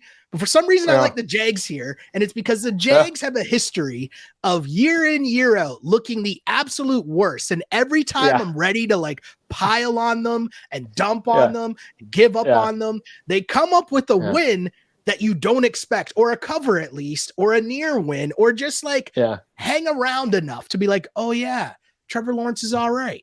They can do some stuff. They got some playmakers. Yeah. This might be that game. Then add in everything we've talked about this whole time about the numbers. 5 points. Nah, I'm good with taking the 5 points here. I'll take the 5 points with the Jags on the road here. Yeah, right. It's like, why isn't it 6? Why isn't it 7 if the Jags are so bad, right? But again, like we just talked about, an hour ago, the Jags probably should have beat Miami in Miami by roughly the same margin that Buffalo beat Miami in Miami, right? And then they go and they play in the sloppy, home conditions. Like, it's one thing you're playing at home and like home field advantage or whatever, but when you're playing in conditions, rainy, messy, nasty conditions against the Browns, who are like basically live in rainy, nasty home field conditions, like didn't really feel like a home field advantage in that game in Jacksonville. Now you're going to go to Buffalo, and again, not far from, as you mentioned, Scarborough, Ontario, Toronto, Ontario. It's bleeping gorgeous, and it has been for weeks here, right? Like this, we've finally hit peak summertime in mid to late September. And so I think that the Jags, again, we always like to play a team that, were you just embarrassed? Did you just play at your worst? Because all these teams are pretty much 50-50 on whether they play good or bad at any given moment. I think this is a game where they play pretty good. And I think, honestly, they're alive to win this game outright. I think you're right about the 5, where it's like, why isn't this thing higher? When we thought the Jags might be pretty good, it was 3.5, right? And up before last week, that sounded like it made a ton of sense. Because, the Jags just, all of a sudden, they're 3 against the Browns this week, and they, probably should have beat Miami the week before that. Like, we felt pretty good about the Jags, and then all of a sudden they play that stink bomb of a game. It's like, I kind of like betting teams off of stink bombs, because what happens? You get an extra 1.5. It's also you get it. It's what they do. It's also just what they do. And like, there's a lot of underdogs that we're playing here this week that are like very sketchy quarterback play. And listen, Trevor Lawrence can be sketchy, don't get me wrong. But like, Trevor Lawrence has a high end that like Daniel Jones doesn't have. And like some of these other, that Andy Dalton doesn't have, some of these other underdogs that we're going to play. And so, yeah, like I think this is a good game for the Jags. I don't know that it's gonna be a bad game for the Bills necessarily, but like, I'm taking the points here, and I'm taking the money line with the Jags. 5 points is a big ask, and that's the first Monday night game, but there's a second Monday night game, which involves the Washington Commanders in Cincinnati. The Bengals are 7.5-point favorites, and this is right there what I'm saying. I'm moving my number from 10 to definitely around 7.5, being like, if anybody's favored by 7.5 points, I'm going to need to be talked into that. That's where I'm at in week 3 of this NFL season. And hey, I'm willing to take an L at any point here with any team that is favored by 7.5 points. The Commanders at least showed that they can move the ball up and down the field. Can they at least get touchdowns? That part I don't know, but at least they're moving the ball up and down the field. They can run the ball. Daniels, there's stuff there. There's something there. The Bengals on the other side, they are still, I'm still kind of iffy on what's going on with the Bengals. Yeah. And in normal instances, I would think this is the bounce back, but yeah, I don't have that level of high confidence with them, especially not to be laying this many points. So give me the 7.5 points. I'll take the 7.5 points with Washington to cover. Yeah, I mean, I'm right there with you. Again, this is a scenario. It's like, I dare you to beat me by 2 scores, like in the NFL these days, right? Like, you got to play like the perfect game. And part of it is, the whole like, oh, are you playing much at all during the preseason? Like, are you ready and, ready to rock and roll? And like, none of these teams are. Right? Because it's all false starts, right? It's false start. You're at home, you're on the road, false start, constant false starts, right? So these teams are always in like 1st and 15, 2nd and 11, like all of these scenarios. And that's why scoring is down. And when scoring is down, it requires that much more to be able to cover a big number, right? 7.5 points is probably the new 10, as you kind of referenced earlier, right? And I just look at it and I go, yes, the Commanders are moving the ball a little bit better against obviously like at best a mediocre defense with the Giants. But I also think that Jaden Daniels provides like a different look, right? It's harder to prepare for a mobile quarterback. It's why everybody wants to have a mobile quarterback. And yes, Patrick Mahomes is mobile, but he's like desperation mobile. He's not game planning you mobile, right? You're not going to get 5 to 10 designed runs from Patrick Mahomes. You're going to get 5 to 10 designed runs from Jaden Daniels. And what that does is makes you wonder what's going on the backside, right? Which means that you're going to be a little bit easier to deal with on the front side, which means Brian Robinson is going to be able to run the football a lot better than he would be when it was drop back pass with Jacoby Brissett, drop back pass with Sam Howell. And so what infuriates me about Cliff Kingsbury and the Washington Commanders, because you want Cliff Kingsbury to be some sort of guru and all that stuff, but he just isn't. And Dan Quinn, like, I don't think that's it. The thing that's broken with the Commanders is they don't know how to use their running backs. They've got Brian Robinson. He's getting all kinds of yards, and then they get to the red zone. And by the way, like Austin Eckler comes in, he's coming in for 3rd downs, and he's providing, a threat in the pass game and a little bit through the running game. And then he get to the red zone, and he's bashing it 5 yards. He's doing Austin Eckler type things, right? And then the Commanders stop, and they put Brian Robinson back out there. And Brian Robinson is this taller guy, right? Needs sort of room to maneuver, and it just stalls in the red zone. And it's almost like you'd think like, oh, it would be nice if they had a running back who, I don't know, has scored like 1 billion touchdowns in this league and was a fantasy football like maven because of how frequently he was able to score and find his way bowling ball style into the end zone. But he's sitting there on the sideline while Brian Robinson is out there. And if they just switched the roles, right? Like, have Brian Robinson in there all the time between the 20s and then brought Austin Eckler in to maybe run the ball, maybe throw to in the red zone, they might have, I don't know, scored a touchdown instead of needing 7 field goals to beat the Giants last week, right? And I don't know, maybe that happens on Monday night and we go, look it, they did it. They figured out they have an actual red zone weapon here. Or maybe they don't. And we sit there and we go like, oh, another Commanders field goal, another Commanders field goal. Put it this way, right? I'm with you with the Bengals. It's like, I can't do it with 7.5. I think the Bengals and the Bucs are kind of pretty similar right now in this weird place where the Bucs are up a little bit and the Bengals are down a little bit.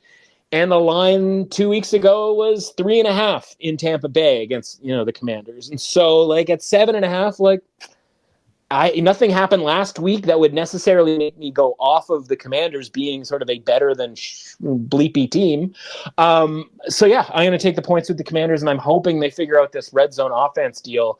And it's not just Jaden Daniels running the football. And of course, everybody's kind of figured that out now. Like, give him some help here. You have a guy who has 1 billion touchdowns on your roster, Austin Eckler, near the goal line. Try it. A very, very, very big week of football coming up. We got tons of games on Sunday. They've spread them out on Sunday for us. They've given us 2 Monday nighters. So much action going on this week. But we know so much information that could still come before kickoff. Where can the good people find you online, my friend, to get more of your information that you're putting out into the world? Yeah, man, The Window, available on Substack. It's just a series of written content every week. You're going to get your Thursday night football plays, your Monday night football plays, your player props. You're going to get your best bets. You're going to get your round robin underdog moneyline parlay, a couple of articles per week on college football, and of course a 2-episode-a-week podcast go along with it. That's available, as you would say, anywhere you get your podcast, your Apple, your Spotify, or actually on the Substack. Again, type in The Window Sports Betting, should get you there, or at Emrus Authentic on Twitter. And Substack, right? Both of those things work. So yeah, everything's free for this season, and we're just looking to celebrate and commiserate. We got the Drake London anytime touchdown on Monday night. That was sort of a week saver when it came to sort of feeling good about ourselves and the vibes. And listen, like the universe got smoked in week 2, right? So just you don't worry about it too badly. I certainly feel, a little bit better for going 7-8 on a weekend where, the Circa Millions went 0-5. The top selections went 0-5 and are 1-9 through 2 weeks, right? So people who are putting $1,000 into an entry into this contest, the vast majority of people, or sort of, the most popular plays have gone 1-9 so far this season. So I think that puts everything into perspective as we go forward. Perspective is key when you're doing this sports betting stuff. So I appreciate you dropping in and always giving us that perspective, my friend. Thank you to everyone for tuning into this podcast. Remember to like, follow, and subscribe wherever you get said podcasts. Rate us, review us, all that fun stuff. That's how you support this, the movement that is the podcast. My name is Sheldon Alexander. You can find me on Twitter at Shell Alexander, ranting about the Niners. And you can find me on Instagram and on YouTube. Just search Sheldon Alexander. That's where I am. And you can always, always, always, always find me in all of those places. Because I used to pray for times like this to rhyme like this. This is the Clutch Pick Sports Betting Podcast. As always, unpolished and unapologetic. Until next time, see ya.